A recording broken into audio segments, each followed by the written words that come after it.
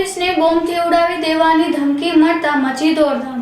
Amreli passport ઓફિસને બોમ્બથી ઉડાવી દેવાની ધમકી, પોલીસ કાફલો અને ફાયર વિભાગના અધિકારીઓ દોડી આવ્યા। રિપોર્ટર બાય સરફરાઝ ખોખર, વીજ પડી અમરેલી।